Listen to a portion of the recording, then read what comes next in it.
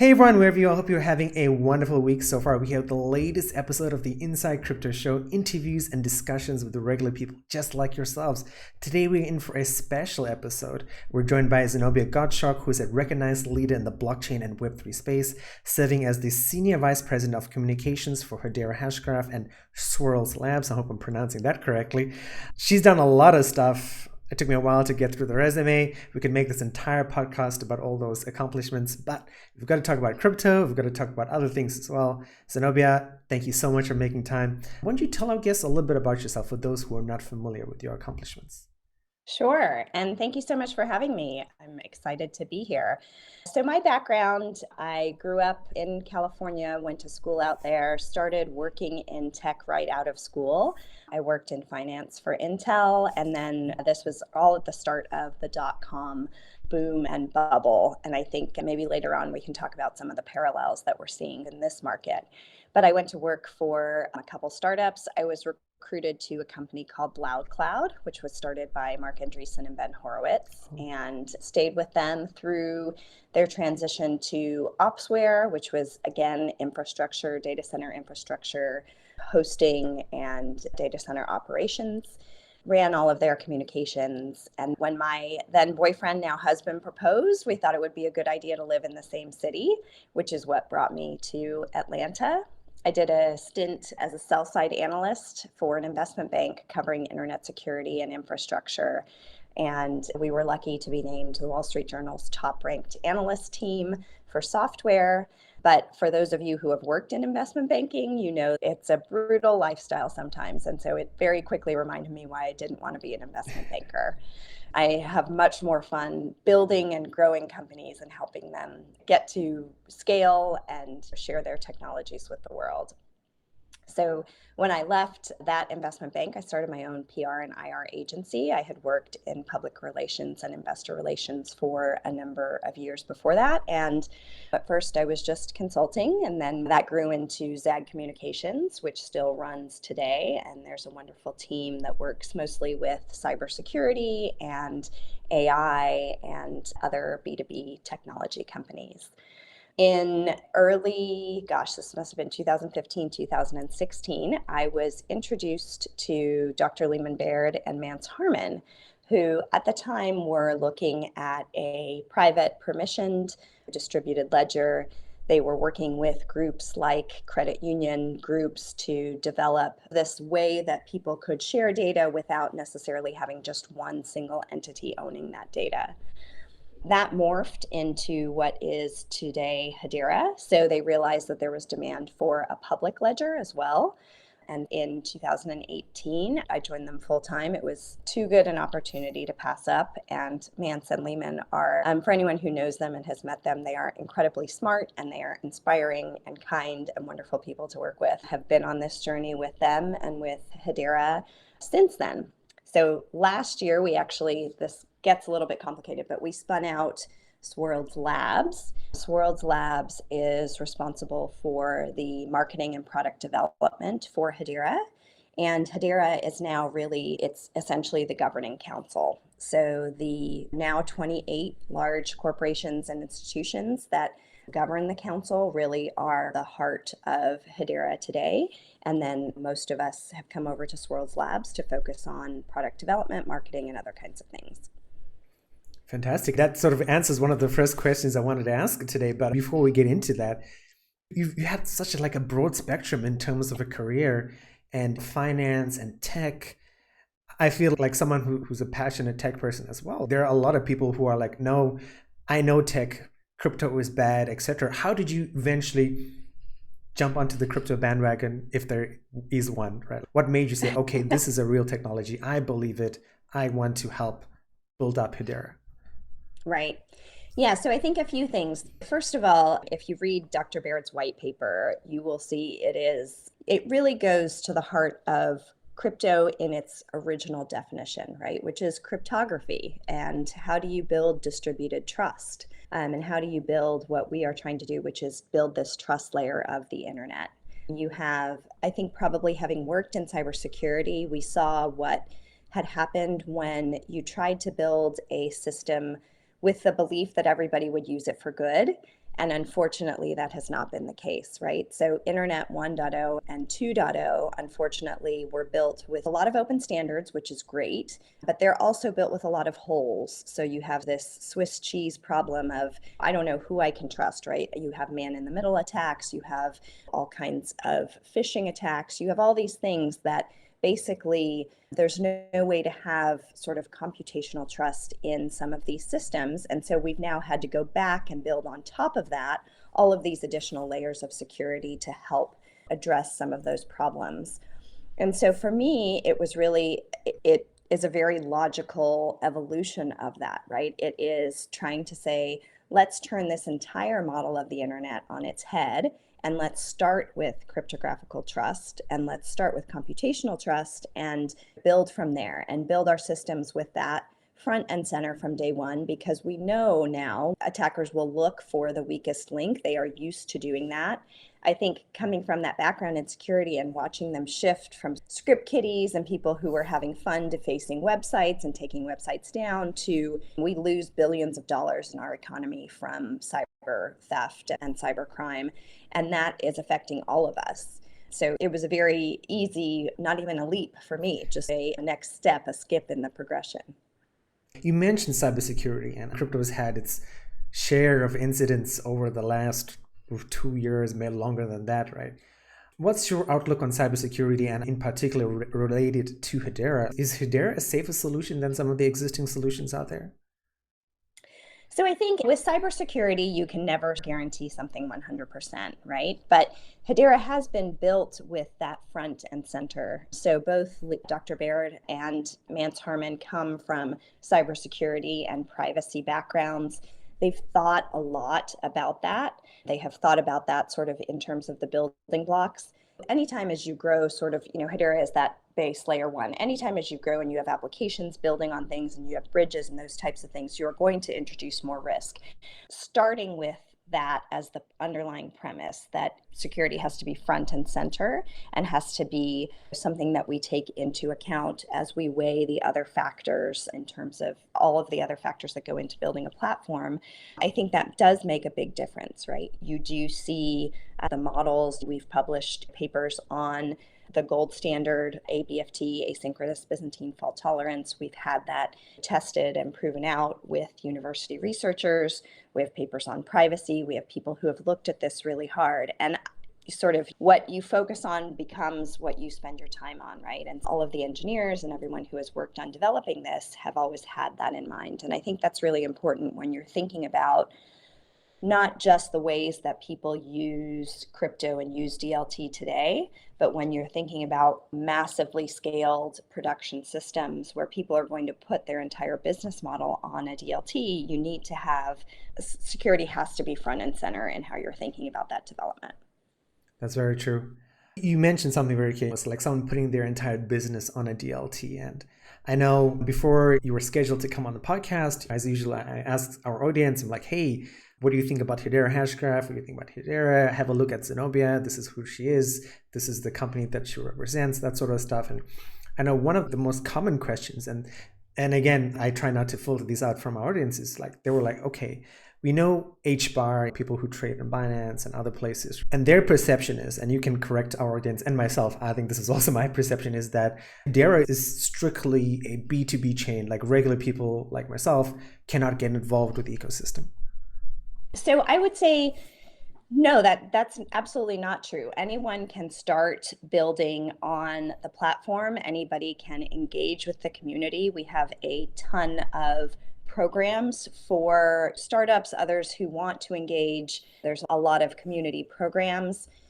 But the question I always ask back to people is, if you are an individual or you are a startup, is your goal in 10 years to be still a tiny startup? Or is your goal to be a massively successful, hugely scalable company? Most entrepreneurs that I talk to are hoping to be successful. And success will mean scalability. It will mean that you will require enterprise-grade infrastructure because you will have not thousands, but millions or billions of users. And so you should start thinking about that from day one when you're building your application. Don't build it thinking, oh gosh, maybe I'll do, maybe I won't. And at that point in time, I will redo my entire underlying infrastructure to manage the scale because I've been wildly successful. The reason that we talk about being enterprise grade and the reason that we have this focus on governance and scalability and security is because we believe that every startup should have a shot at being a hugely successful enterprise. And if they are going to do that, they do not want to midstream stop that and have to go rebuild on something else. If you think about our model, in many ways, it is built for that scale, right? So if you, for example, transactions on Hedera cost a fraction of a penny, that's amazing. And that's great for startups. But maybe when you're starting off, you're like, okay, maybe I'm not doing that many transactions, so I can afford to have this fluctuating cost. Okay, when you've hit your millionth user, are you then going to be that comfortable having that fluctuating cost of goods sold? Probably not. Most CFOs I talk to are like, no way.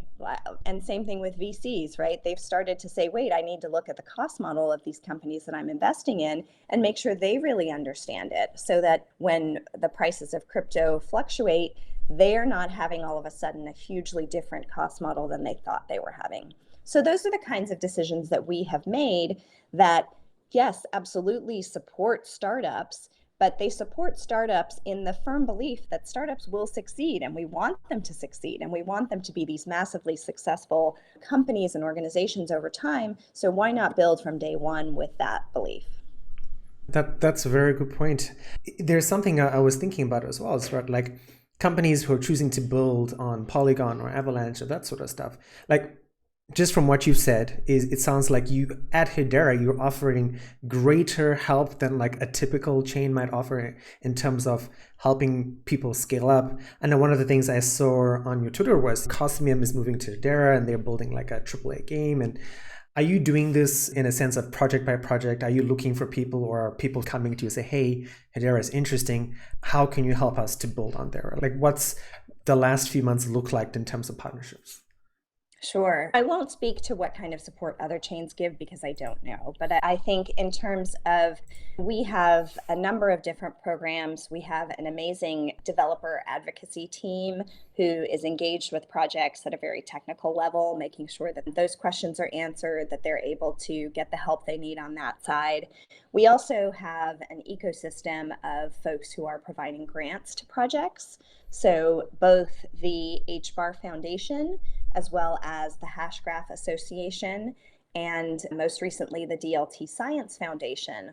All of those organizations are grant giving and support giving organizations. So they each have a slightly different focus and they each work in different ways, but the underlying belief is that these projects need to be supported both with grant funding as well as with, hey, we've done this before. We have people who know the business milestones that you should be reaching. Let us help you and support, whether that's engineering or business or technical, whatever it is, to develop those applications. And again, that comes from the belief that we want these people to be successful, right? And those same fundamental beliefs about starting a startup and growing a startup still apply in Web3.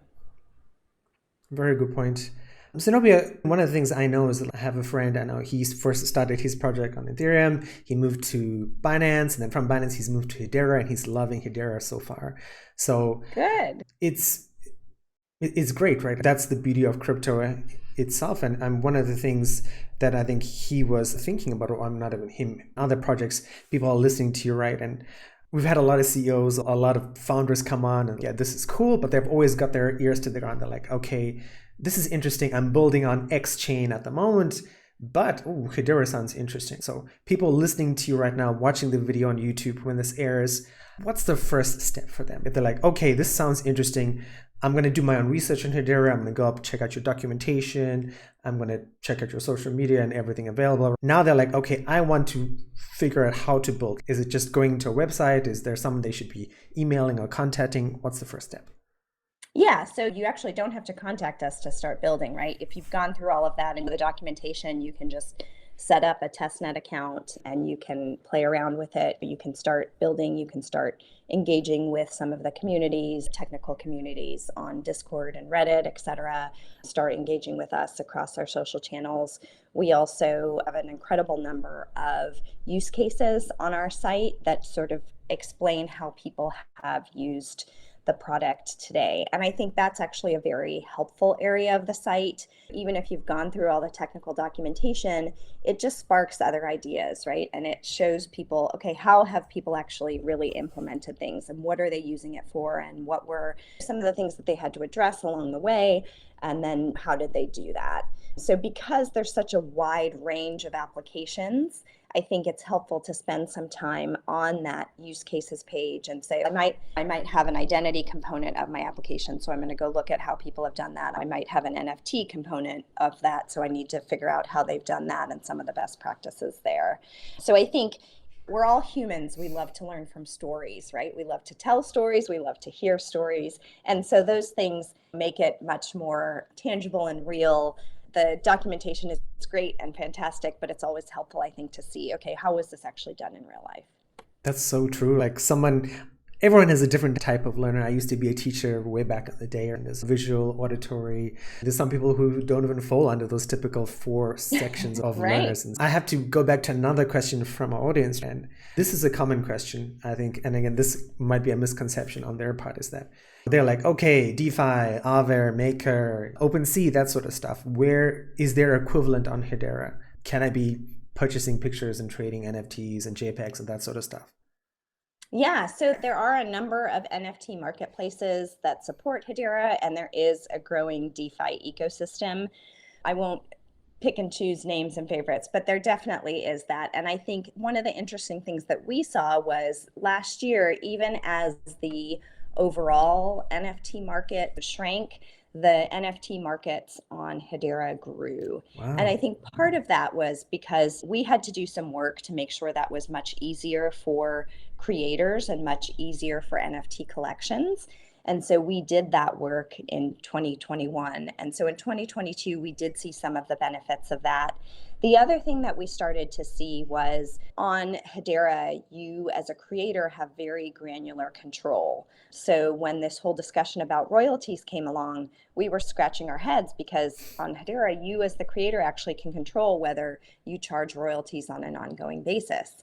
So, you can decide and you can code that into your collections and you have control of that. So you're not at the whims of some of these other marketplaces who then change their mind and say, nope, that's not how we're going to run things today.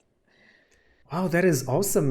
And I wish there was an easy way for people to figure all of this stuff out, right? I feel sometimes crypto's fast pace and deluge of information every time you wake up in the morning does a disservice to things like Hedera and controlling your NFT royalties, because they're creators that we have spoken to on the podcast are like, yeah, man, I wish this was the case. This would allow us to do different things in terms of our NFTs, but unfortunately we're building on X protocol, so this is what we have to do. But yeah, okay. And I will make a plug. I think we have done a lot of work in terms of VM compatibility, and we continue to recognize that will be an important area to just make more and more seamless over time. Hopefully, over time, those folks can get to know Hedera and can also understand, it will be much easier for them to move to Hedera. Oh, let's talk about EVM compatibility, because I didn't even know that was a thing. So Hedera is EVM compatible. That's great. I'm assuming if somebody's, okay, wow, Hedera is EVM compatible, I just need to, again, go to the docs, set up a testnet account, and from there, is there an SDK or something that helps people port over existing protocols into Hedera?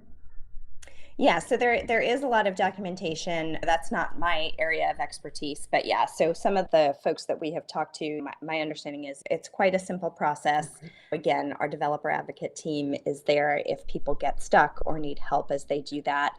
But I think part of it is this recognition that if you've seen sort of these shifts in technology and you've seen compute paradigms over the years, there will be more demand for interoperability and cross-chain functionality over time, right? You can't continue to be in these fiefdoms and grow as an entire ecosystem and as an entire industry. We're very focused on making things even easier for people to understand and say, okay, let's make it more fluid to go back and forth and to be able to engage in ways that people are used to and know and recognize. Nice. Yeah, that's wonderful. I think blockchain and programming should be easier, and we should have more people doing it. And I think helping that out really makes a difference.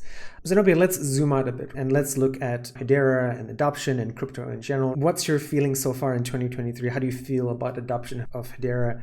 Are things going well? Do you wish things were going better? How do you feel about everything so far? Yeah, so I think, again, I feel like I'm dating myself because I'm talking about, how things always happen and how old I am. But if you're familiar with the Gartner hype cycle, that there's these trends. And the Gartner hype cycle is a model that they use across so many different technologies. And it talks about how technologies get hyped and they get all this attention. And then people think they're the next coming of whatever deity you believe in. And then all of a sudden they go, oh, wait a minute, that didn't actually work and doesn't do all the things that people promised. And you get to what they call the trough of disillusionment. And then once you get beyond the trough of disillusionment, that's actually when the building happens and when people start to use and adopt the technology and when they start to find use cases for it that they couldn't necessarily do early on because either the infrastructure and tooling wasn't in place or it was just overhyped. So I do think we are in that part of the cycle. I will say it's nice to, as a marketing person, not have people asking me this year, like, why aren't you buying signage on a sports stadium? Maybe that's not the best business decision, right? And we are seeing that people are shifting their focus from those kinds of things to, okay, what is the technology actually doing for me? And I would say in 2022 and 2023, we've actually seen a lot more demand. Part of that is because of what we talked about in terms of the EVM compatibility and the things that we needed to do on our side. Part of it is just that new technologies take time for people to really understand and think about and say, what can we actually do with this technology and how do we prove it out? And I think it is hard to remember that large scale organizations take time to build and develop things. They're not going to put a product into the market that's half baked. So when you see some of these organizations really doing things at a massive scale, that takes some time. We have a company that's one of our governing council members, Avery Dennison, and their 𝕂𝕚𝕚𝕖 product, which is a supply chain track and trace product that is recording all of the different pieces of the supply chain for a number of different companies on Hedera. That is doing billions of transactions. An organization like that and an application like that has to really be tested, and there's a lot of different parts that it has to be integrated with before it goes live. So I think the really nice thing is that we are seeing people having these meaningful conversations and meaningful products that they are developing on Hedera. Example, our latest governing council member, Dell Technologies, they've said, okay, we have a huge edge computing business. We would love to be able to have more transparency and accountability at the edge. That's a use case that is probably not something that people were thinking about when they were thinking about Bitcoin, right? It's really not that closely related at all, except that it relies on this same underlying fundamental public ledger.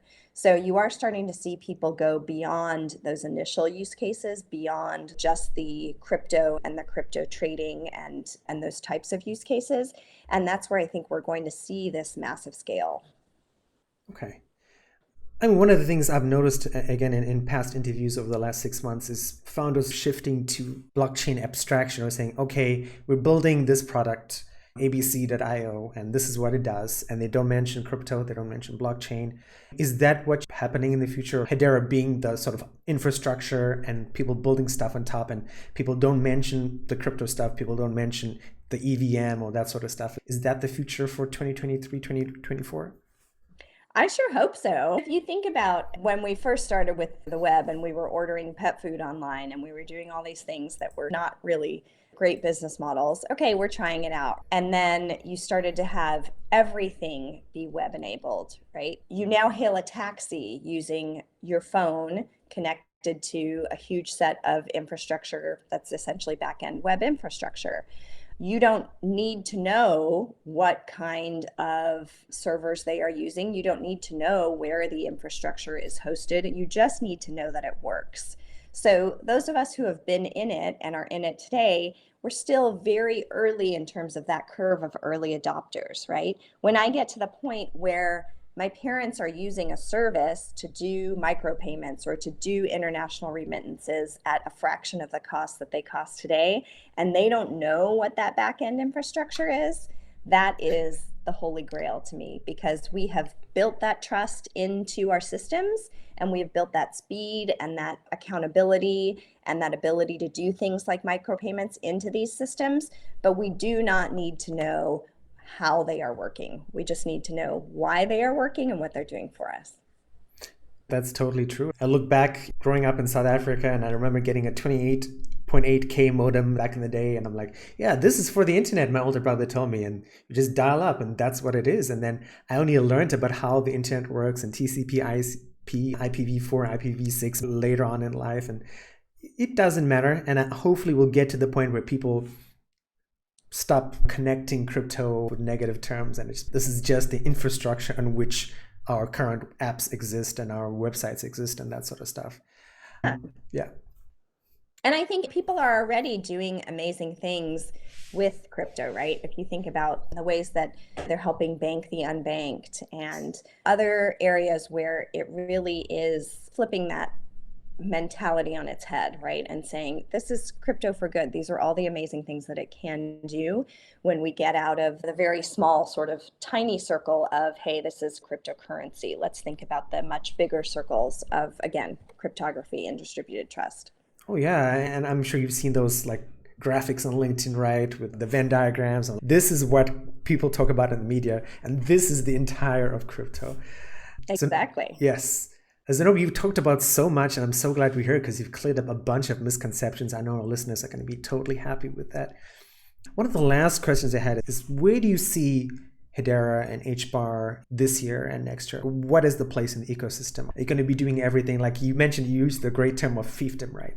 Are you guys going to be integrating more in the future? Or is that going to be like something way down the line? A lot of our listeners love this question. Some, like a small percentage actually hate it, but what's something exciting about Hedera for this year that people can say, oh my God, I've got to go right now. I've got to Google Hedera, Google the foundation, Google HBAR, and start doing a bunch of research and not sleeping.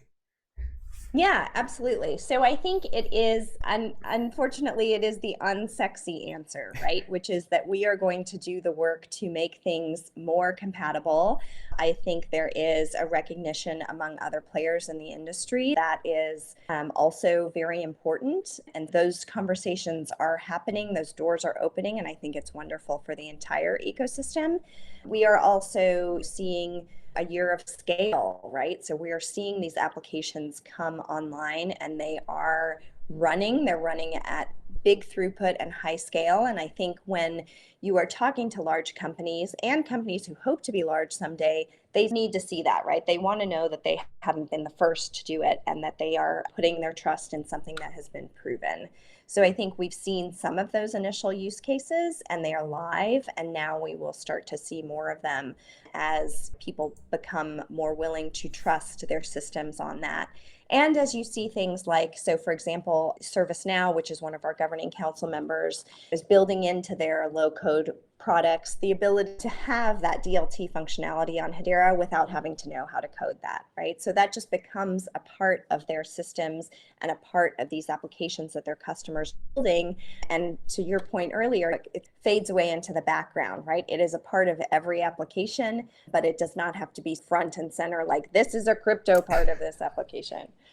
So I think those are the things that we are looking forward to this year. I think there might have been another part of that question. No, you've answered the essential parts of it. And I've just got to say, it's so nice having like a marketing PR person on because you speak so smoothly and hitting all the key points. And it's wonderful as somebody who listens to hours and hours of people talking all the time. And it's just, oh, this is going to be so easy to edit. And it just makes my life easier. So I'm glad you made time very early in the morning for you because it's 9:36 p.m. in the evening for me. So I really appreciate it. And as a last, whatever you want to end up with today, words of wisdom, anything you want to plug, anything you want to mention about Hedera, the floor is yours. Take as much time as you want. Oh, thank you. I would just say anyone who is curious, come talk to us. We love to hear it all. We love to hear feedback. We love to hear good, bad, and ugly. The team is very available on Twitter through each of the various sites, whether it's Hedera or HBAR Foundation or Hashgraph Association. We want to engage and we want to hear what people are thinking about and what they want to build, because that's how we get better, right? We have something called a HIP process, the Hedera Improvement Proposal Process. That is actually something that has been opened up, and the community is very active and gives feedback in terms of, hey, this is what we really need in the product. This is what needs to be built. This would really be helpful for us. Come talk to us, come have those conversations. We want to hear what we're doing really well. We also want to hear what we're not doing well, because that's the way that we get better and we can serve a much broader community of folks out there. Nice. I appreciate that. And I appreciate all the time that you've taken and the answers you've given today. I think our audience are going to be very happy and very pleased about today's episode. I'm going to try and push this to next week, Wednesday, if possible. We'll see how it goes. Zenobia, thank you very much. I know you're on LinkedIn. Are you on Twitter at all, or is it just better for people to follow Hedera on Twitter? You can follow Hedera, but I'm also Zenobia Zag, Z-A-G, on Twitter. Either of those works. I'll put your socials, I'll put Hedera's, of course, and the foundations, all of that in there. So if you've made it towards the end of the podcast, and you should have, because I know a lot of you do, please make sure you follow all these links, check them out, reach out to Hedera if you're interested in developing. As I mentioned before, I do have a friend, and I can mention that name in private if you are interested in that, to see and talk to him about his experience on developing on Hedera.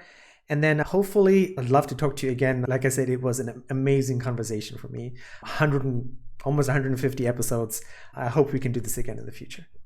Oh, thank you so much. I loved being here. I so appreciate you having me on. And yes, I'd love to connect with your friend.